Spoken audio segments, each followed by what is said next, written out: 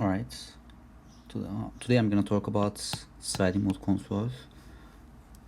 First of all, let me give an example of dynamics. This is a double integrator where U is integrated twice, and this is output x1, you can say y as well. And here in the sliding mode control, first step is to pick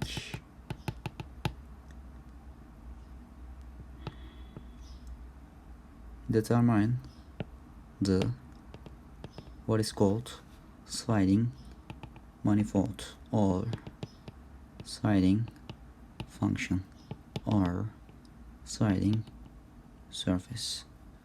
And don't let these terms scare you. For example, let's really focus on this system. And what is the objective? What is the control objective? Control objective is to use U such that manipulate U such that x1 goes to 0, x2 goes to 0 as t goes to infinity.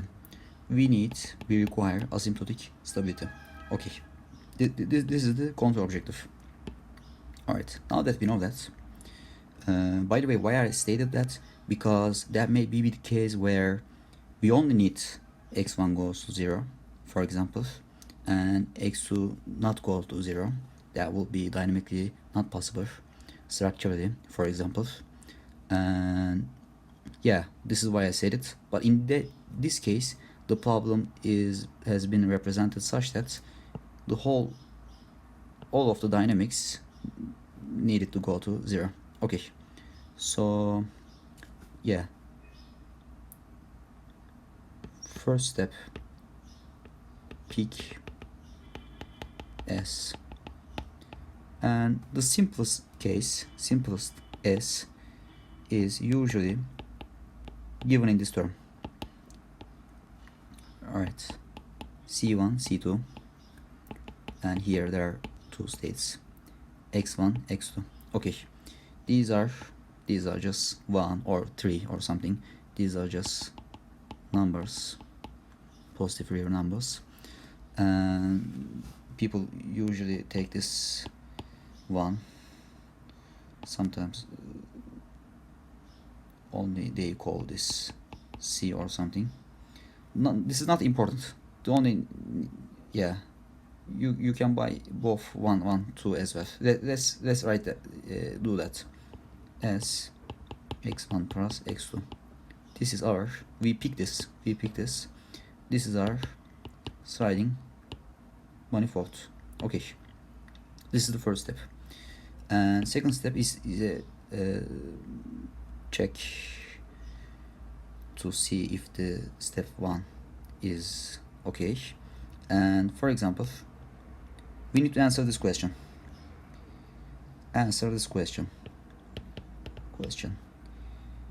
If x is on the manifold, the sliding manifold, does x goes to 0 as t goes to infinity?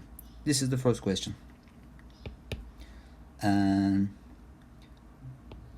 what we mean by that, when, okay, this means that with this term, by the way, 0 equals x1 plus x2. Alright, and let's keep the dynamics here. x1 dot equals x2, x2 dot equals x1. No, sorry. U, this is the double integrator, and this is the, let's say, control channel. This is the non-control channel, and we focus on the non-control channel, and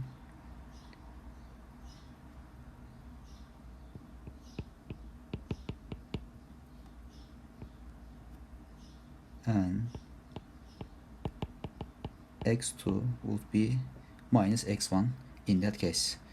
And let's substitute these terms. Substitute x2. Okay. Yeah. Now this part. What we mean by that is this stable? When we say if the states are on the manifold, along the sliding manifold, if the reduced order dynamics, I should say, stable, if that is stable, we mean by reduced order system, yeah, by this system. This is the reduced order system here in that case. Reduced order system, or dynamics on the manifold. Okay, I'm trying to make a scribble X S. Alright, and the answer is yes, because yeah, this is typical asymptotic stability type of example. And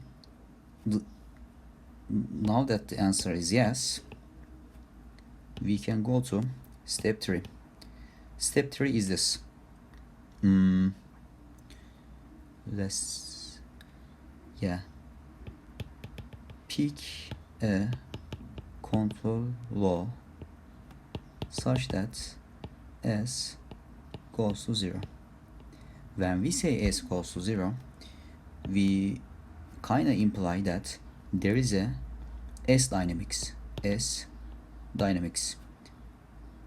What do you mean by that S dynamics? Mean S dot equals f of something S probably and U. Okay, we mean that kind of dynamics, and we're probably going to employ a U control law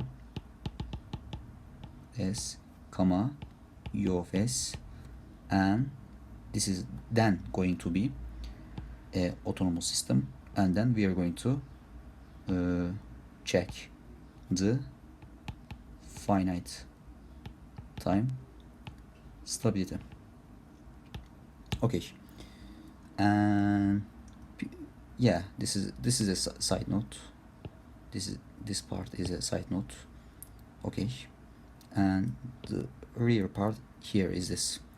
But before that, you know, maybe it would be better for me to say 3.A.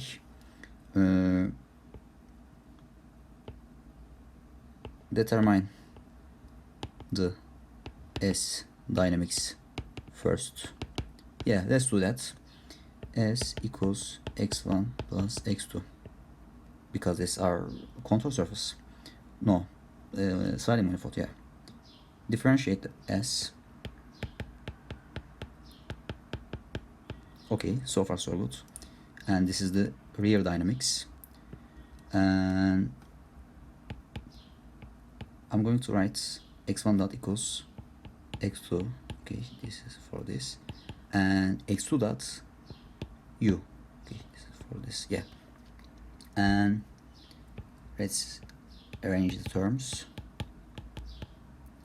And now the problem here. This is the S dynamics, and as you can imagine, we would expect something like S dot equals f s comma u, right? But it's not like that. There is also x1, no, x2, but that could be x1 too. All right, so we need to at this point, this is the S dynamics. Yeah, this is valid X dynamics. And for example, you can, you know what, you can think of it, you can think of x2 as disturbance. Yeah, disturbance. And I mean, I'm not saying ignore x2, but yeah, if it would be better for you to understand, yeah, you can think of x2 in that case, in that S dynamics, like an disturbance. All right. So the problem here, let's focus on the step 3 part. Pick U, meaning control law, such that s goes to 0, for t greater than or equal to capital T, meaning finite time stability.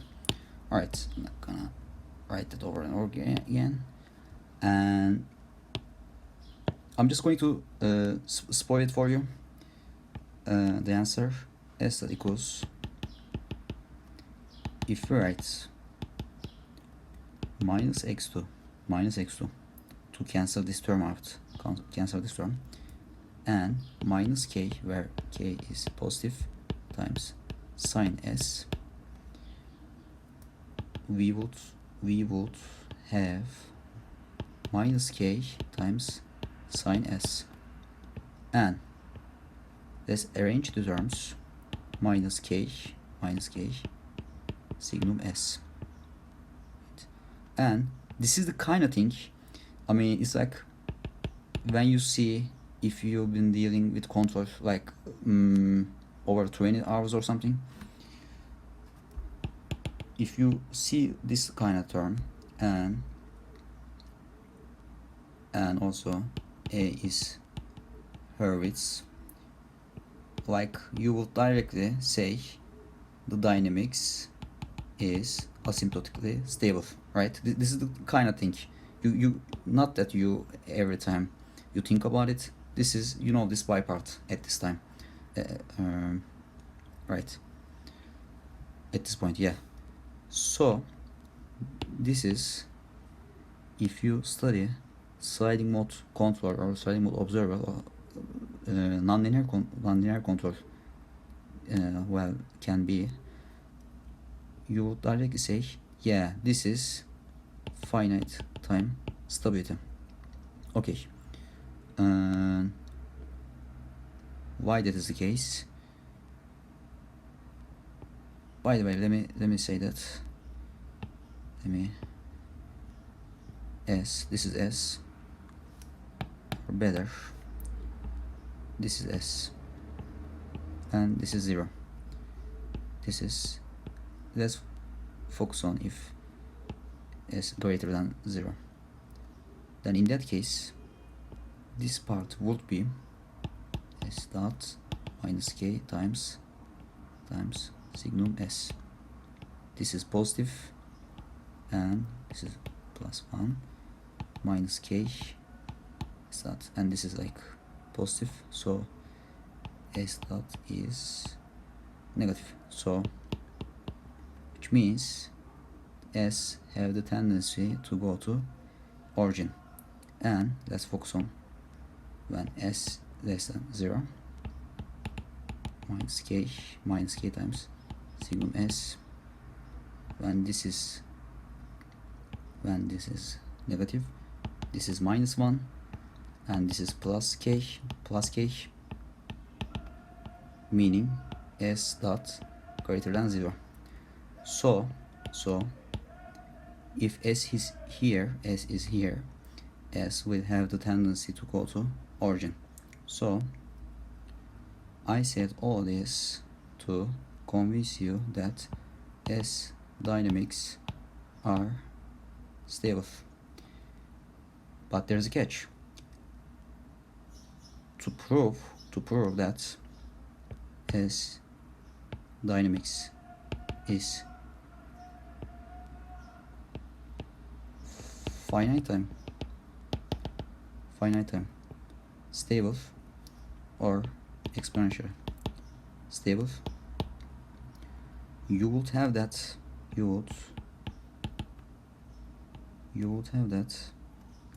let me think about it.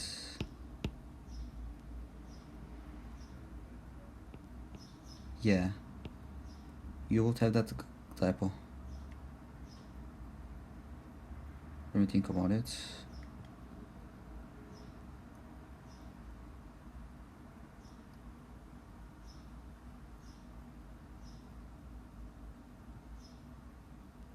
You know what, I'm not sure. I'm not sure actually. Give me 1 sec. Alright, and I checked it. So to prove the finite time stability, you need to, for example, for a S dynamics, for example, for S dynamics, you need to have a Lyapunov function like this. For example, you can have that kind of, you can have that kind of Lyapunov function, but it doesn't have to be. It doesn't have to be. You only need to have a, you know, typical positive Lyapunov function. This is one for s equals 0. Okay, this is one, and then you're going to differentiate it, and equals minus k. This is another k, by the way, another k, some positive number v alpha. All right, where k is positive and alpha is between 0 and 1. All right, this is the condition 2. All right, let me try to write it in a more mathy manner. If there exists v of s positive for s equals 0, such that v dot equals minus k v alpha, where k is positive and alpha is between 0 and 1, and then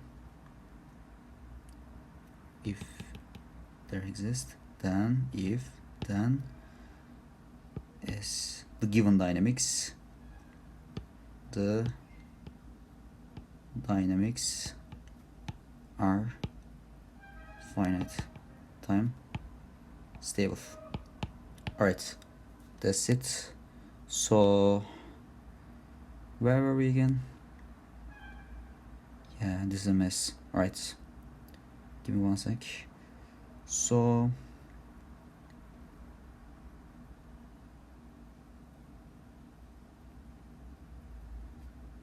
yeah, use it, another curve. This is contour algorithm. Let's not forget the big picture, or try to see the big picture. This is the contour algorithm we need. All right, so we found this is over, the problem is solved. All right, let's recap. The dynamics are x1 dot equals x2 and x2 dot equals u. All right, then we picked x1 plus x2 as our sliding manifold, and we saw that using, what was that? Yes, minus x2 minus x2 minus k times sine s. But you know what? Let's be more explicit, and by the way, k is positive, right? Sine x1 plus x2. All right, this is the contour algorithm. So this is the dynamics, this is the sliding manifold, and this is the contour algorithm. So, and k is, you can k such that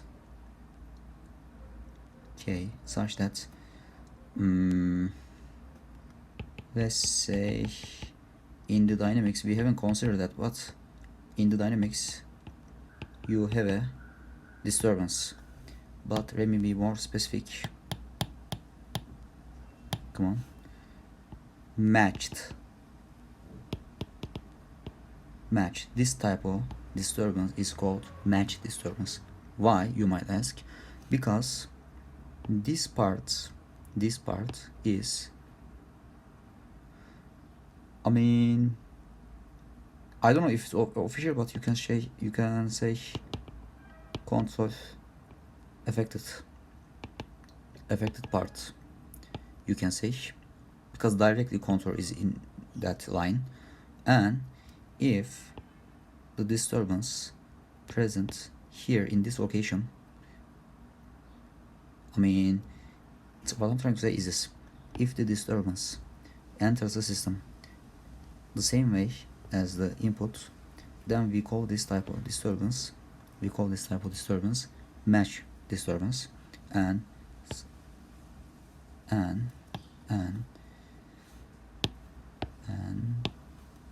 if we use that type of contour algorithm, and if we pick, for example, if we pick match such k that would hit total unmatched, so no, match disturbance insensitivity, okay, which is a good thing. All right, if we have that type of, for example, this line is non-contour affected part, where this disturbance would be called unmatched disturbance, and this is this type of I guess this is Utkin sliding mode contour algorithm. Yeah, this type of disturbance is not kosher. Sliding manifold, Utkin sliding manifold is not able to suppress that, reject that. And all right, let's try to focus on another thing. Wait a sec. All right, this is yeah. Now focus on how we would simulate this. These are 1, 2, and 3. These are all we need to simulate the system. Let's use blue color. All right. First, the system U 1 over S. Right. This is x1 and this is x2. Okay. This is for the first section. This is for the second section, and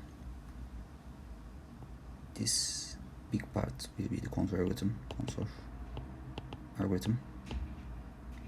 And we're going to need x1 and x2. You know what? Let's write here x1 and x2, and use this contour algorithm. U equals minus x2 minus k times signum x1 plus x2. Okay. All right, and this is going to go to that part, and this is going to go to that part. This is contour algorithm. This is, I guess, this part is planned, what we would call planned usually. So you can add, as for example, you can add, use another color, plus, this is plus. You can add matched disturbance, like you can use signum for, so sine function or something. And this is, you can give initial conditions for x2 and initial conditions for x1. And what you will see, if you run the simulation for 10 seconds or something, and you get the x1 and x2 time series, and you plot them, this is manifold. Manifold can be in, for example, that kind of nonlinear shape. You can take that kind of nonlinear shape too. But yeah, let's, for for example, x1 initial 5 for example, and x2 initial is 3, let's say. If we start that simulation, we'll probably see that type of finite time convergence, and after that we're going to see, like, and don't forget, this is like chattering action, chattering phenomena, and because we switch all the time,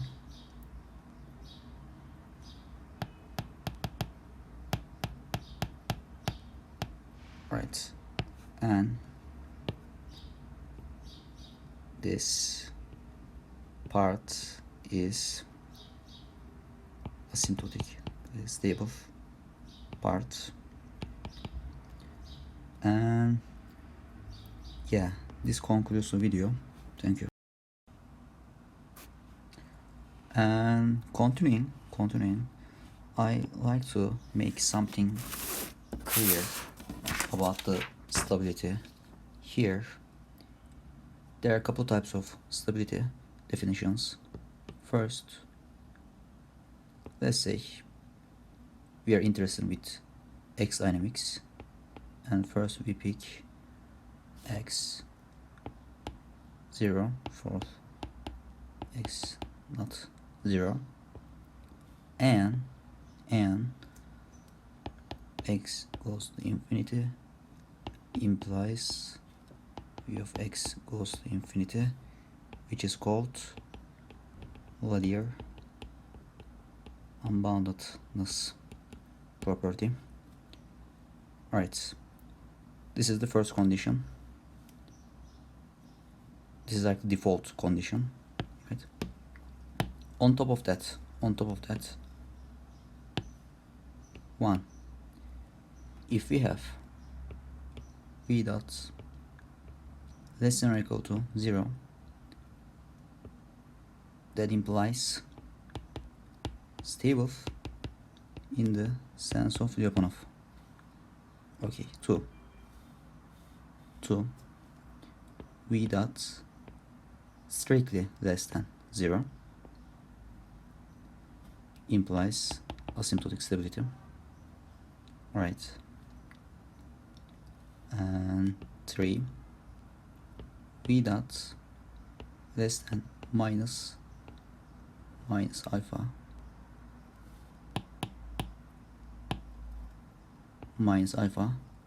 v, again v, where alpha positive, that implies exponential stability. Alright, for v dot less than minus alpha v to the power of gamma, where alpha is positive and gamma takes a value between 0 and 1, that implies finite time stability.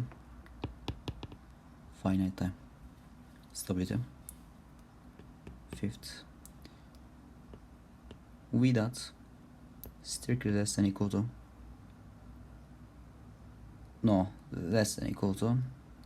minus a v to the power of gamma minus b v to the alpha, where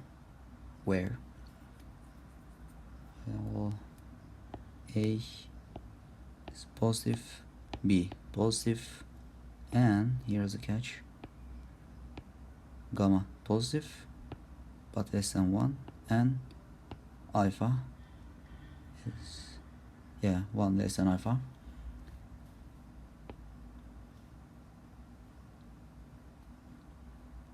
That is called fixed time fixed time stability, which is like, yeah, you can only see this kind of thing in, I guess, more advanced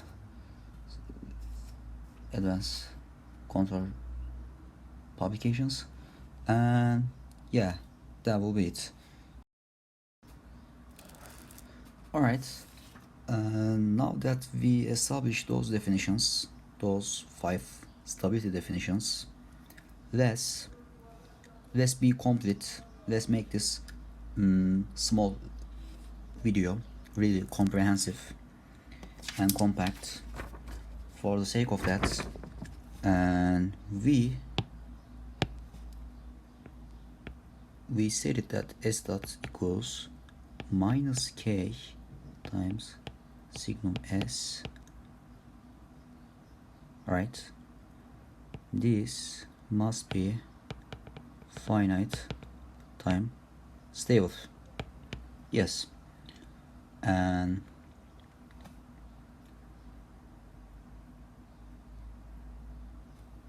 let's keep that aside. Let's unwind the movie.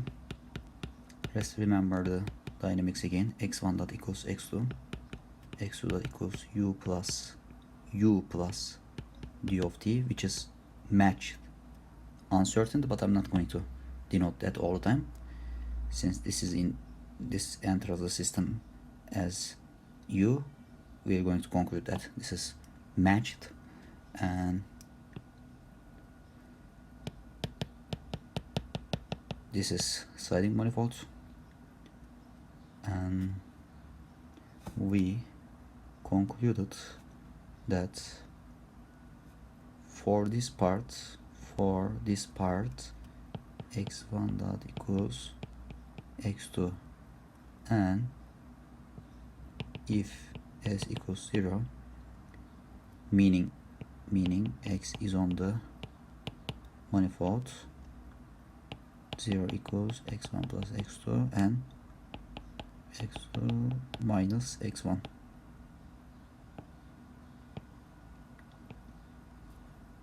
x1 dot equals minus x1, which is asymptotically stable. Alright, and now I'm going to try to summarize that, gloss over that part again, and let's focus on the design section of the control algorithm. S equals, x was this, then take the derivative, x1 dot x2 dot. Alright, and substitute that. Now I'm going to be really kind of accurate. x1 dot here x1 dot x2, and what the x2 dot is here, u plus d. Now we're considering disturbance as well for the sake of completeness. And at that time we stated that if u equals minus x2 minus k times sine s, where k bigger than summum of the matched uncertainty, this would yield x dynamics to be finite time stable. Alright, let's substitute that and try to see what happens. I'm going to be annoyingly precise. I'm going to do this in a step-by-step manner. Not gonna step anything, skip anything. Yes, d of t, or let's say d and this cancels minus k times signum s plus d. All right, here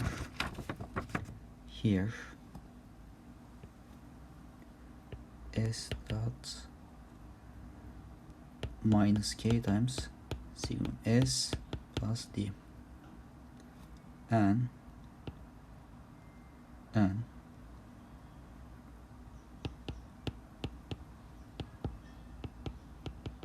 k is like that, and we need to pick a Lyapunov function.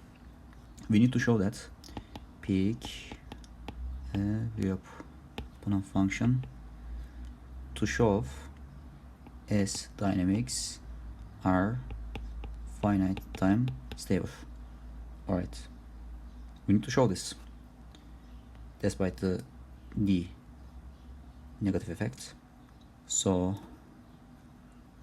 let's pick S, the typical one, S square, and we know that this is positive, so let's focus on S dot V dot, and this is S dot. Okay, so what is S dot? S minus K times minus K signum S plus D.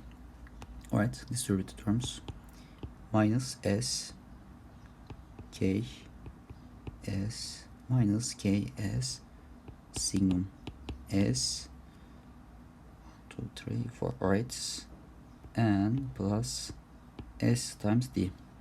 Okay, remember this. This is one of the sliding mode control things that because you kind of get used to that. This is like a formula, you can think of it that way. Minus K times absolute value of S plus S times D. Alright, and S times D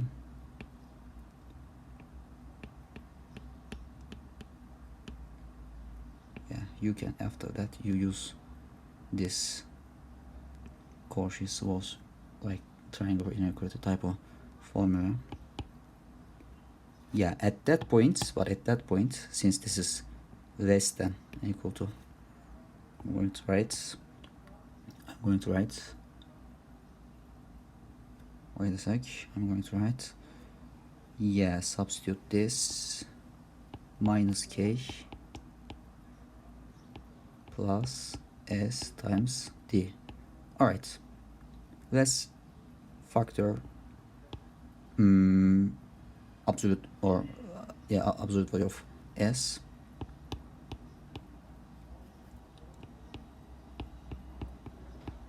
Alright, at this point, we know that we all the time, by the way, this is strict inequality, we all the time say this, and this is where this thing shines.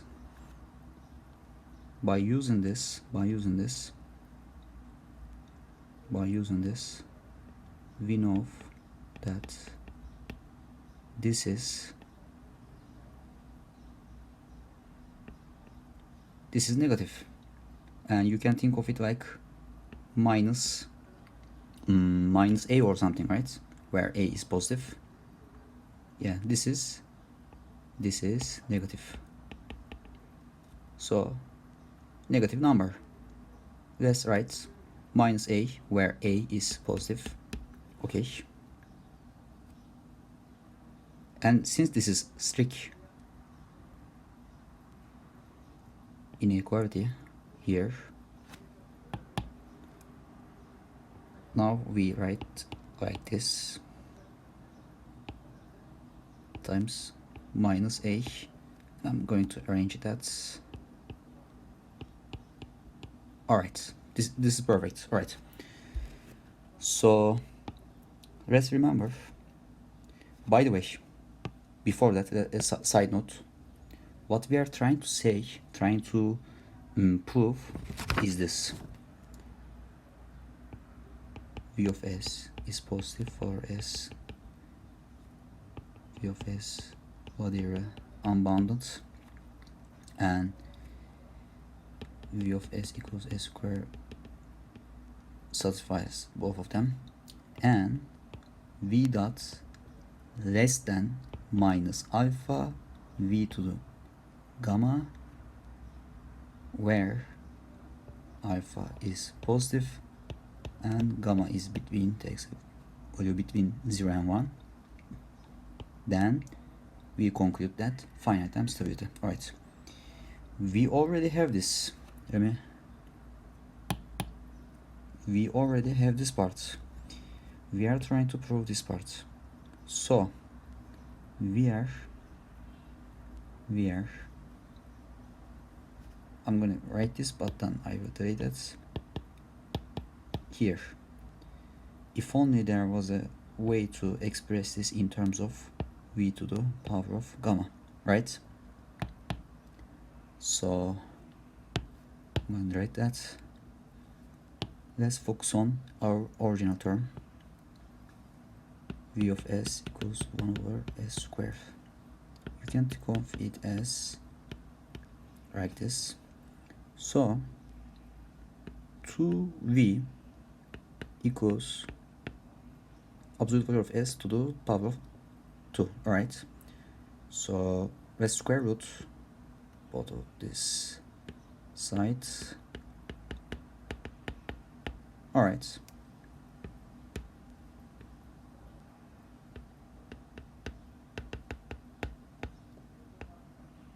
alright, this is perfect.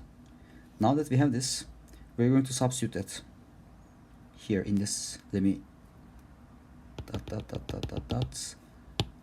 turn to my red color, minus a and square root of 2, which is like 1.4 1 or something, and then v to the power of half. Okay, so v is less than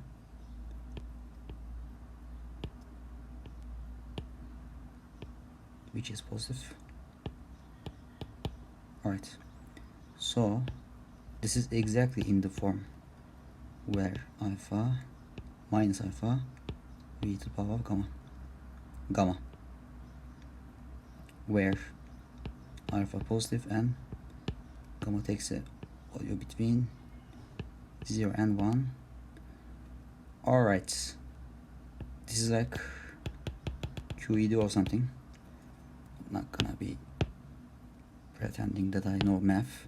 So yeah, this concludes the proof. What we prove, I'm going to restate that. So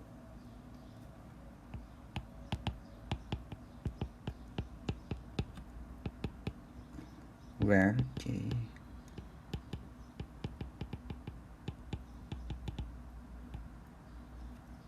this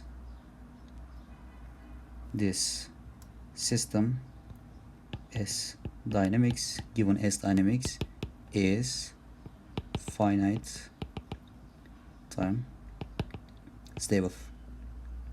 We just proved that. Why that is important? Because when we focus on the state space, and here are,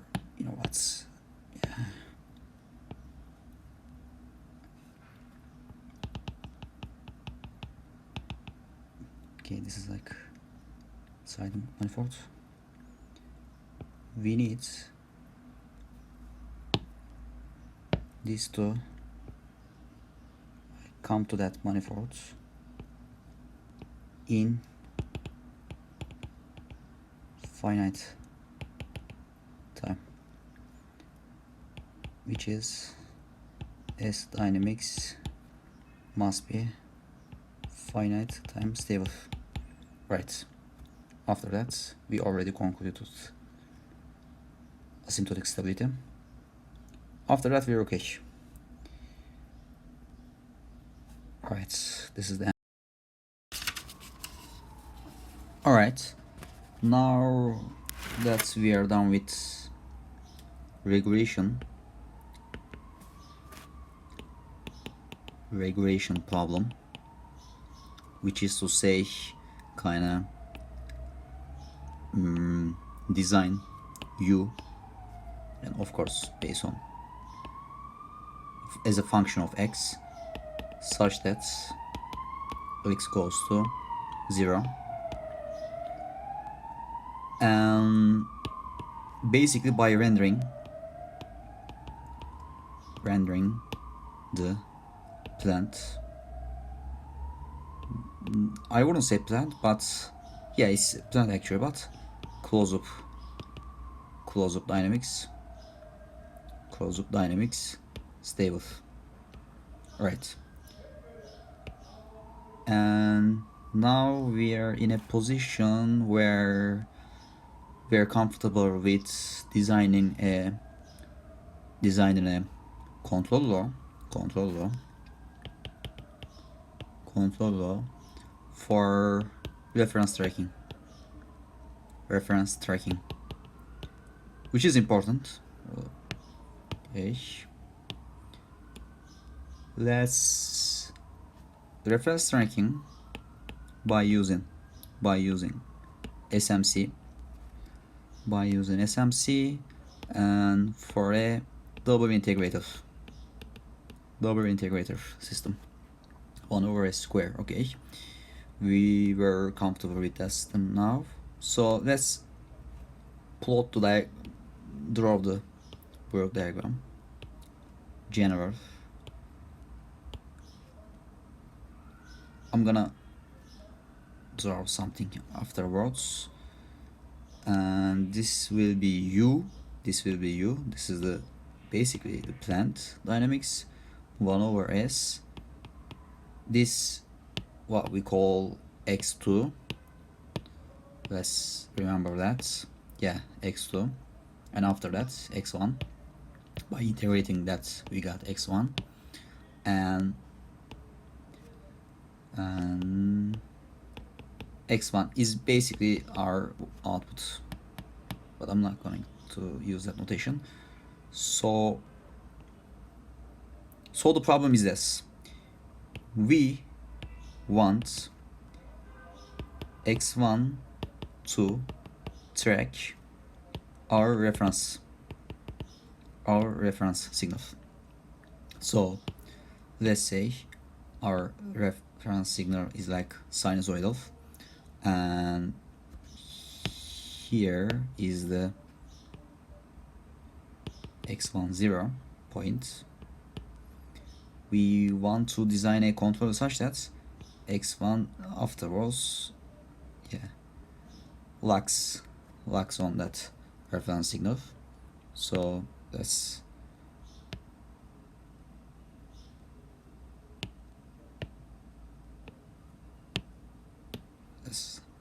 delete that. We're gonna need some space afterwards, and we are going to use aerodynamics. I'm going to draw a control signal, but like a PID, we shouldn't have the mindset where we only will need error. We may need states. Let me write this: states, not only error signals. We may need states, we may need reference signals, and maybe some combinations of those as well. Okay, but basically we're going to need ref, error, and states. And when I say states, I mean x1 and x2. All right, so let's, yeah, this is the feedback loop. This is x1. So the step 1, I will say, construct the aerodynamics. Aerodynamics.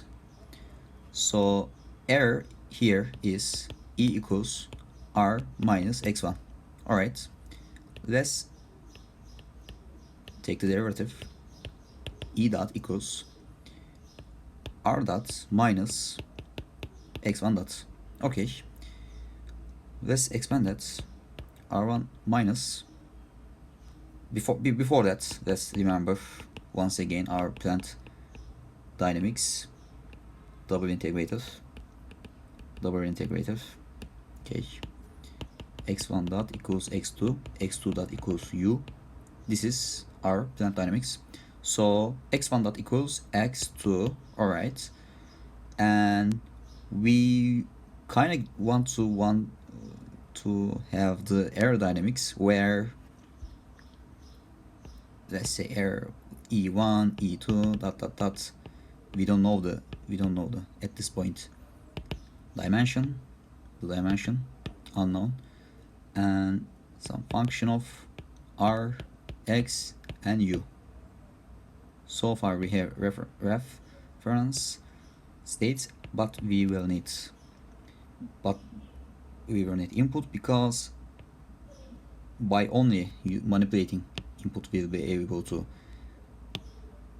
get those guys to 0. Okay, yes. So what I wanna say is this is e1, not e1, e dot. Let's take the derivative again, because we want to see on the right hand side of the equation, we want to see some term that is related to u. Okay, explicitly actually. All right, r double dot minus x2 dot. All right, and considering this, we're going to have u term. Okay, so let's highlight those. This is 1 and this is 2. Let's write that. Let's arrange the terms. E dot equals r dot minus x2. All right, E double dot equals r double dot minus u. All right, so in that situation, let's use this notation. E1 equals E, and E2 equals E dot. All right, and by using these equations and this notation, E1 dot equals E2. All right, E1 dot equals E2. Okay, this comes from the definition. E2 dot, meaning E double dot, this term, r dot dot, r double dot minus u. All right, so this is important. Why important? Because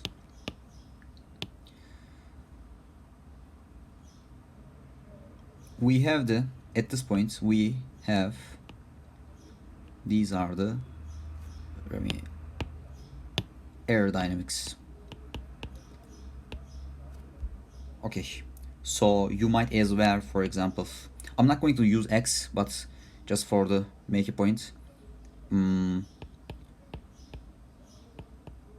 dot, or let's use x1 dot, but please forget that afterwards, x2 dot, and let's call w, let's call r double dot w, to kind of think that this is a disturbance, minus u as, all right, w, which is process noise. Okay, so at this moment we have this plant, and the problem is can be stated as design u such that x1 x2 goes to 0. Okay, but let's be consistent. Let's use a consistent notation, because I really don't want the x1 dot and x2 dot and these terms to be mixed up, so let's not use that. So E1 and E2 is the states of our new plant. All right, so like we did before, what was the first step? The first step in SMC design, now we are in the SMC design phase. Step 1, pick a sliding surface, and let's pick an easy one. S equals E1 plus E2, where S is the sliding variable and that is the function of E1 and E2. We could pick C transpose E. All right, so, and step 2, check if the left, I'm not sure about this term, the rest of the dynamics are stable when S equals 0. Okay, which means, let's remember the plant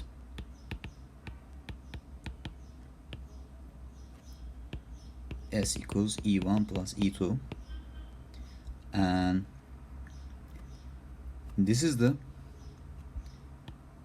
contour affecting channel, we can think of it that way, and this is the non-contour affecting, directly non-contour affecting channel, we can think of it that way. So we're basically going to have that kind of a structure, and when S equals 0, this is going to, so we're going to substitute, all right, E2 equals minus E1 from this term. All right, E1. Okay, we have this, and let's substitute minus E1. Okay, I basically use this one and this one. Okay, and this is the rest of the dynamics we are talking about, and yeah, this is basically asymptotically stable. E1 goes 0 after S goes to 0. Okay, all right, let's focus on the step 3. What was it?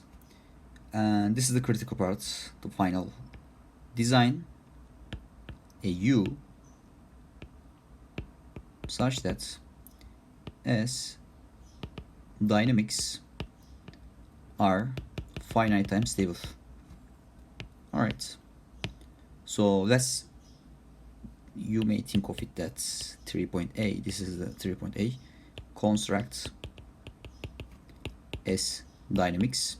Let's type the S equals E1 plus E2, and let's derivate this. Okay, take the derivative. S dot equals E1 dot plus E2 dot. All right, and what was the E1 dot? E1 dot equals E2, and E double dot equals, let's remember this, R double dot minus U. Okay. Okay. And for S dynamics, I mean, at this stage we may just forget about the disturbance. yeah, just use the plant without the disturbance. Plant dynamics e1 dot e2 dot equals just minus u. Okay, just let's forget about the r double dot, the disturbance at the step 3 point A, which is the constructing S dynamics. Okay, so right, minus u. Okay, yes, and we have this. So, and we want, by the way, we want S dynamics to be finite and stable. So let's, this is easy actually. Let's pick u equals e2 to cancel this term. We want to cancel that term, and plus k times signum s. And if you recall the example, if you recall the regulation problem, that was kind of the case. We were trying to obtain s that equals, what was it, minus, or yeah, minus k dot signum s. This was the, yeah, this was the aim of the study of, okay, so using this and this, s dot dynamics becomes minus k dot sine s, which is exactly what we need. Okay, and let's, since this is the our control law, let's circulate that. And now let's focus on our control law once again. E equals u equals e2 plus k times signum s. Okay, I'm going to do it step by step. Okay, and e2 plus k times signum, and if we recall, s was this term, so e1 plus e2. Okay, let's substitute e2 as e1 dot plus sine e1 plus e1 dot. Okay, well, at this stage we may just measure e1 and then take the derivative of e1, but there is another way. As we know, the taking the derivative is not like using D controller, PID in D. The derivative, it's, yeah, it is so susceptible to noises and all that. So let's substitute, or not substitute, let's at this point remember what E1 is. E1 equals R minus X1, right? Let's go to that block diagram. Yeah, this is I'm talking about, right? R minus X1. So we can remember E1 dot equals R dot minus X2. Okay, so by remembering those terms, we just substitute R dot minus X2 for E1 dot plus k dot signum v1. These kind of terms we are okay with, but the derivative kind of terms we are trying to substitute them with non-derivative terms. So r dot minus x2, okay, and that deserves a rectangle. All right. Okay.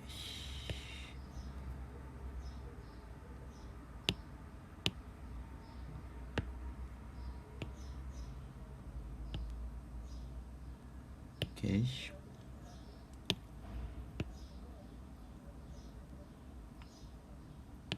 I'm going to be patient about this. All right. This is the final control law for reference tracking, and control law. So let's remember r dots x2 and e1. All right, this is basically e1, r dots x2 and e1. Okay, we're going to use x2 term, and then we are going to use r dot term. I mean, we can take the derivative of reference signal, but it is probably going to be the case that we will have the control over reference signal. Assuming that, and so we will have r dots, and we are going to construct r by integrating r dot. Okay, so we will have r dots. Okay, and now we are going to see how this can be simulated in MATLAB Simulink. Okay, now we are in Simulink. So this is the complete block diagram.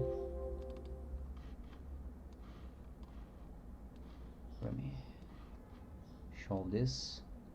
I basically gave sinusoidal reference signal, and kind of this perturbed the system a little bit by supplying another disturbance signal, which is of the form sinusoidal form.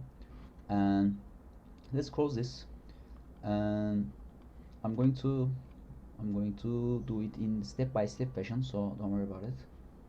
Okay, well, let's just focus on the double integrator, our plant.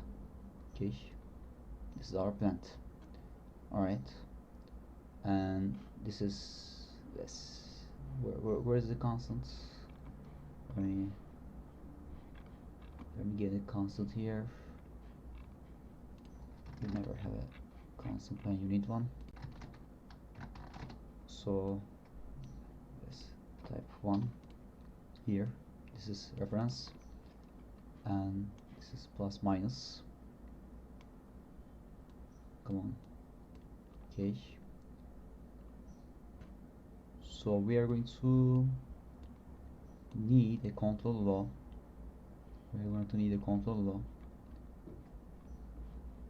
Where, let me get my tablet here.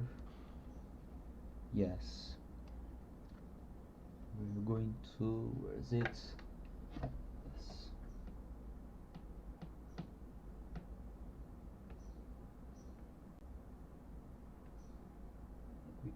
We are going to use this control law, and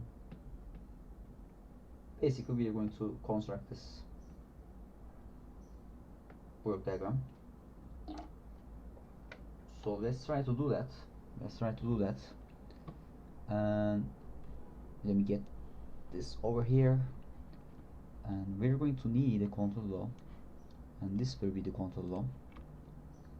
As we remember, u depends on r dot x2 and e1, meaning e r1 r dot x2 and e1. Okay, let's memorize, keep that in mind.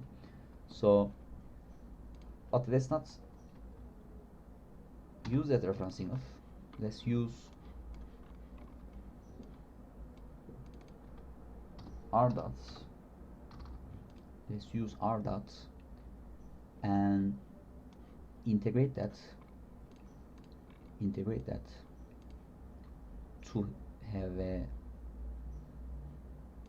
r, basically. Okay, this is r dot and this is r. Alright, and we fit r dot here, and x2, we need x2. Before that, let's fit back this term, and this is the x1. Alright, this is x1, and here x2. It is going to be messy. Okay,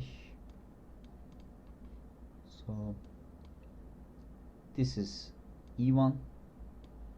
Alright, and we're going to fit this u here, and let's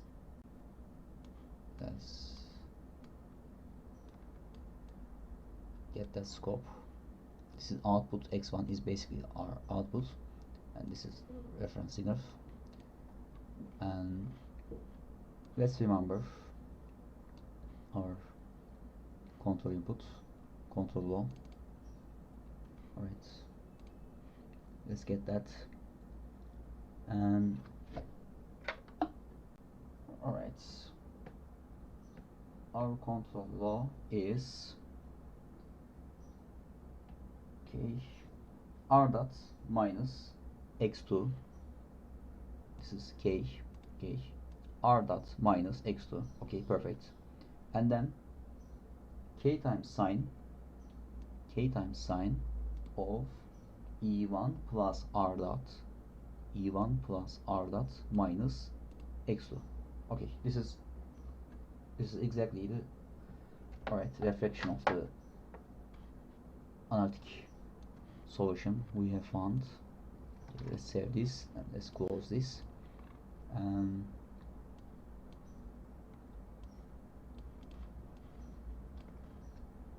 let's comment this term out. Okay, let's just only focus on this here. 50 seconds. I'm gonna simulate. Right, we're going to, let's check the amplitude 1 and 0.1 hertz sinusoidal term. This is, yeah, it looks great. Okay, let's zoom out. Alright, the red is the, let's remember if that's correct. Yeah, red is the reference and blue is the output. So it is tracking. That's great. And let's look at the input as well. Alright, as we can imagine, this is right, some high frequency chattering going on, right, which is of course sliding mode control, and this is not high order sliding mode control, so we are going to have chattering. And let's treat that, and let's try to perturb the system a little bit. Alright, by just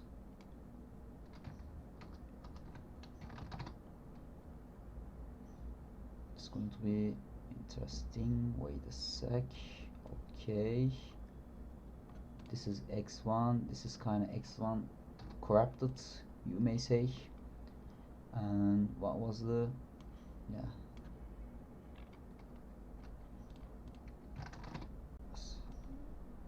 alright,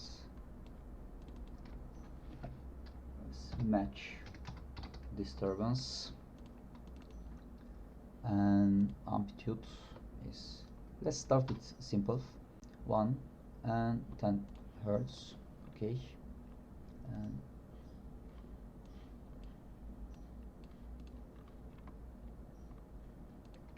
let's run it. Okay. Oh, we have some problem. All right.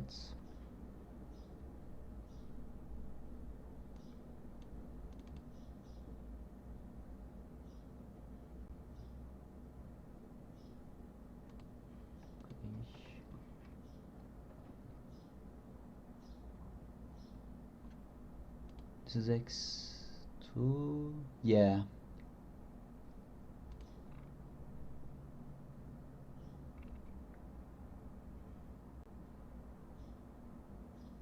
Yeah. We need the correct information of x2.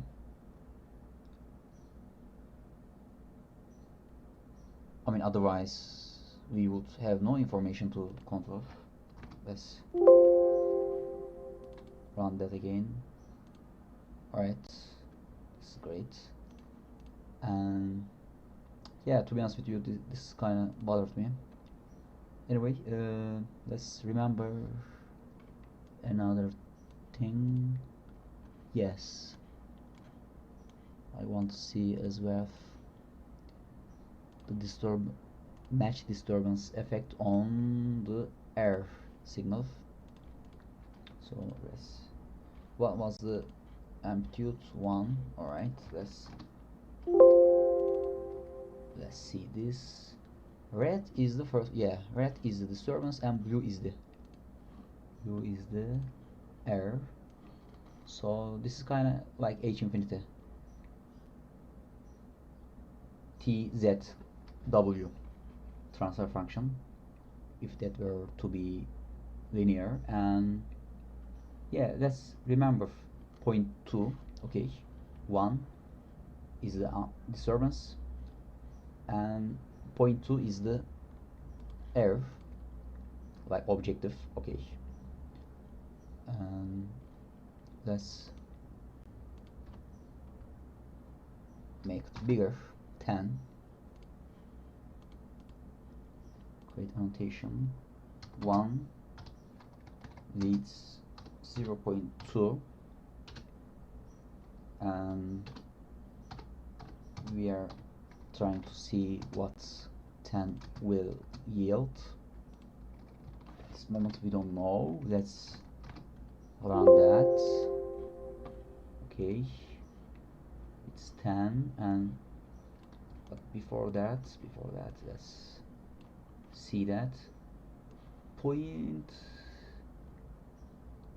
Yeah, almost 0.4. 0.4. Yeah. Okay, let's remember what would happen if we were to have a really annoying case where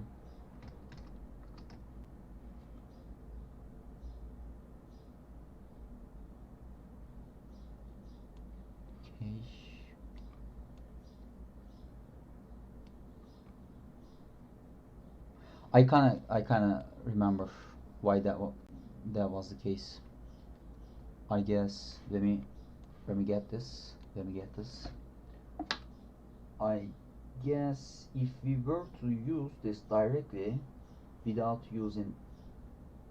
converting it to this term, to this control law, we wouldn't get that. Yeah, we wouldn't get that error. Alright, we wouldn't need the correct, quote unquote correct x2. Okay, let's get this here, and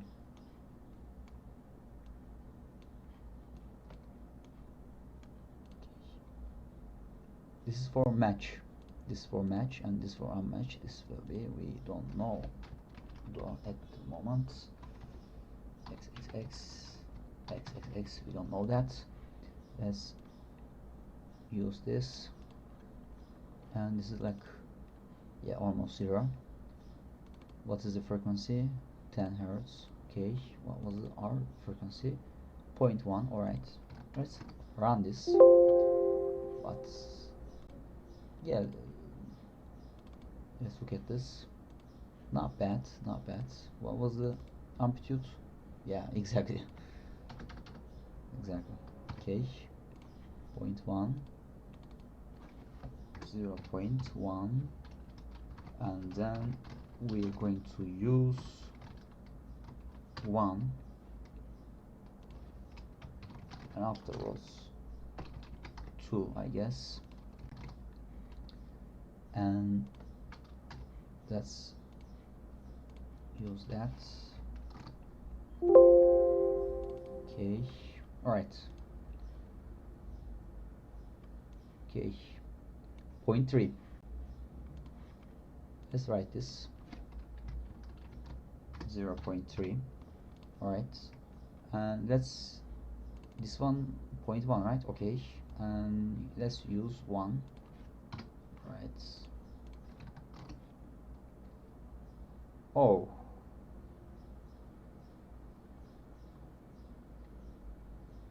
we're having some problem. Yeah.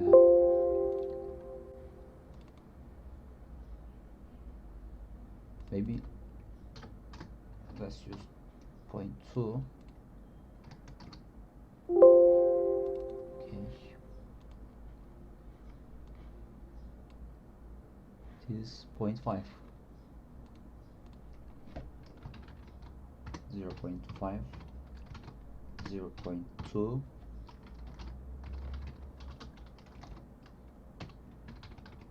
3,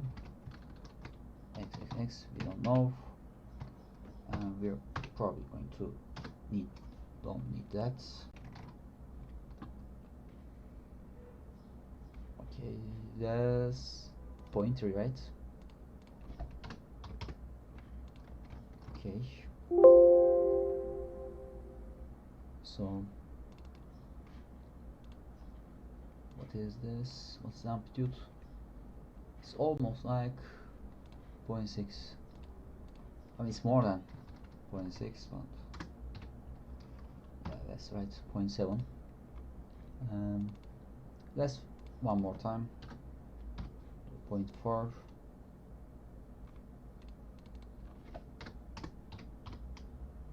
Okay, 0.4, right? Alright, let's run it. Okay, what is it? Yeah, 0.8. Okay, what I was kind of trying to show here, as we can see, there's a very big difference between match uncertainty and unmatch uncertainty. Sliding mode controller basically is not able to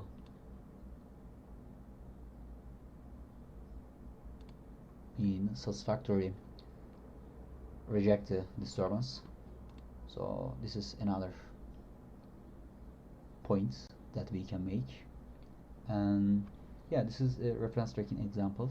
Let's make this 0.1, 0.1, and let's make this 0.5. Let's run it again, and oops, let's feast your eyes on this reference tracking performance. Not bad, not bad. Alright, let's once again look at the input signal. Alright, of course there's some high frequency. I wouldn't say that high. Alright,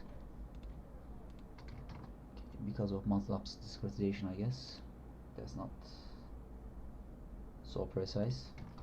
Okay, so this is it, and we basically used it this control law for reference tracking. I mean, since we have reference tracking example, I don't think it would be a good idea to make a regulation problem. So this is more comprehensive, and I guess I'm okay with this result. So thank you for watching.